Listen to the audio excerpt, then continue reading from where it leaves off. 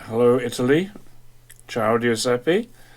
My name's Simon Danby, and Giuseppe has asked me if I could entertain you with stories of our little town, Alston, in the North Pennines of England, quite close to Scotland, with stories of the presence of Italian prisoners of war in World War II here.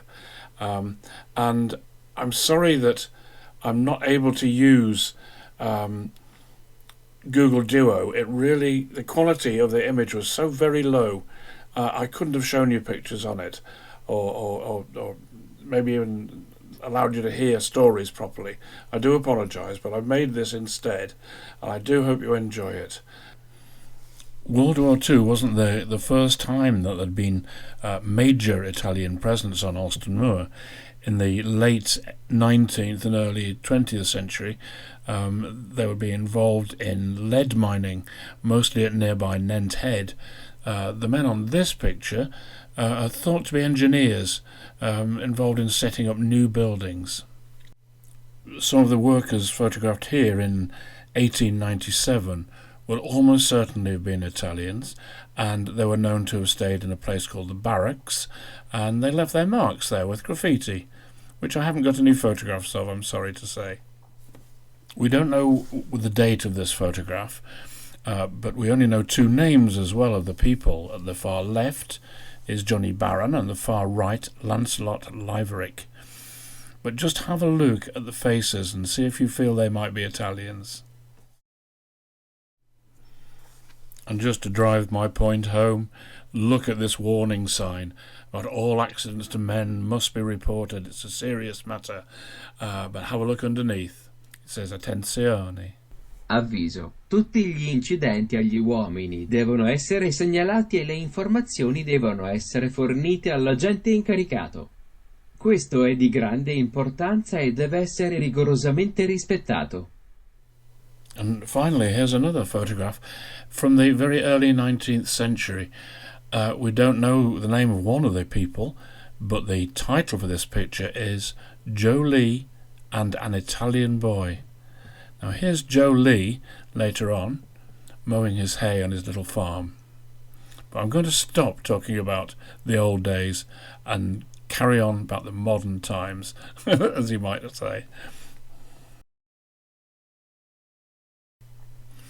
In 1939 it became obvious that a world war was about to start, and Alston was chosen as the site of a foundry, an iron foundry, because we were seen as being probably too far away for German bombers to be able to reach us. Here we can see the main product, mortar shells, being made. There's a man called Tom Hunter came in to be manager, and years later, in 2002, I managed to interview his daughter, Tricia.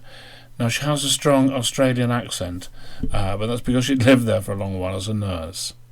I'm going to hand over to her now. Well, they really filled this little town with laughter, because most of the men were away at the war. There was just no men here for the young girls. And can you imagine, was suddenly put 40 Italians in a town like this? Can you imagine what's going to happen? And it all did. And I wonder how many stayed. Well, no, one or two came back, as I understand. Most of them had wives in Italy, of course. Oh. Yeah, that was just an afterthought. But some of them did stay. Two of them came back, I believe. And one of those who did come back, but much later on, around about the year 2000, I think, was Tony Alberto, who came with a younger relative. Tony had forgotten a lot of his English, even though he'd been very friendly with Jean Riding, had been there at her wedding in Garrigill. And he showed me photographs and let me copy them of the disinterment, the digging up again of the coffin of an Italian who'd been electrocuted, sadly, while he was working in the foundry. And we can see one Italian in the background of this photograph. It's a woman called Peggy Eleanor, who's working the grinder. But behind her is a man who said, "Oh, and that was an Italian. What a nice man he was." All I know about the poor man who was electrocuted was that his name was Galvan, I can't find out any more details of him. I'm very sorry to say. But here's his grave, before he was disinterred, obviously. I'm very grateful to Giuseppe Vinci, whose father, Luigi Vinci, was one of the prisoners here in the war. He sent me photographs of a lady called Mrs. Foster, and Mrs. Foster lived at the same hostel as they were kept at. Certainly she did before the war, and obviously had a great affection for the Italian prisoners of war, especially including Signora Galvan. I don't know what his real name is, but here she is, and oddly enough, I live in the background of these houses. And here's Patricia Hunter, at that time called Tricia Elkins, retelling the story from her point of view of meeting Tony Alberto. He'd been one of the people who helped disinter his comrade. Oh, really? From our little cemetery. Oh, yes. He was the Italian who was electrocuted while he was working in the foundry. Oh, right, I remember that, and yes. They came and they dug him up and took him away again. And there's a Roman Catholic padre, army padre, leading their car, and a group of 6 Italians holding this coffin. And the one on the front was the guy who came into my shop and burst into tears when he saw the pictures and showed me pictures. Was that Tony Alberto? I don't know. He's quite a short man who had forgotten his... What year did he come into your shop? I must have come back in 1999. Was he with his son-in-law? That's right. I'm going to see him next week. His son is called Gianni Emiliani. Wow. And he is Tony Alberto. Oh, and lovely. he's still alive. He's like 87. At this point, I have to admit, I don't know whether the correct name for the gentleman who came into my shop with his son, I believe, was called Tony Alberto or Alberto Tony. That's for you to decide. Here's another story. It's from a man who was evacuated from Sunderland to here as a child, and he has a New Zealand accent. People listen to this in Alston better be aware that he really does get Kate Slane muddled up with the butts, and probably gets her name wrong as well, as calling her Kate. But nonetheless, the story tells of Italians and Germans moving down from the middle of the town to work in the foundry. Others, of course, worked elsewhere, digging drains on the fells. We were talking about Kate Slane. Kate was an old lady. She was a big woman, probably around about maybe 14 stone. As a child, I was quite scared of her, but I didn't understand the validity of and the compassion of what this woman was on.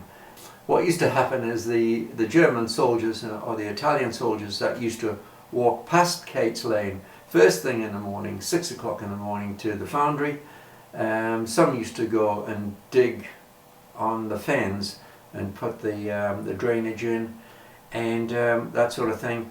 And they used to come back from the foundry very late at night, sometimes just 8, 9 o'clock at night. And she used to take her supply of chickens. He used to finish up in Kate's, but the remarkable thing was that Kate never ate the chickens, nor the chickens did the plucked chickens ever get on the black market. But the remarkable thing was that Kate used to give the chickens to the boys that used to go and take the chickens back to the camp, and they would put the chickens into the soup.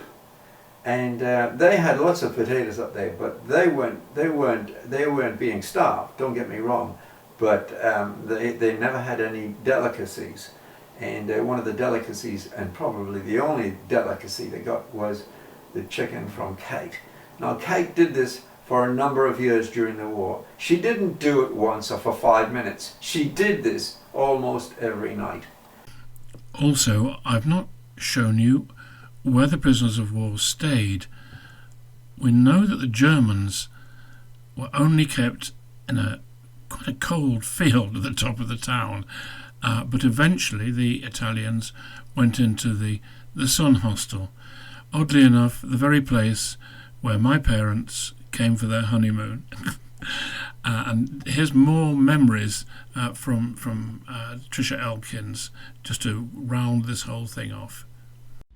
Were you aware of prisoners of war at all? Oh yes, I was very aware of the prisoners of war. They Now, came which later. ones? Which The ones? Italian group came first, and I know there were lots of parties and dances with them, and they were very well accepted in the town.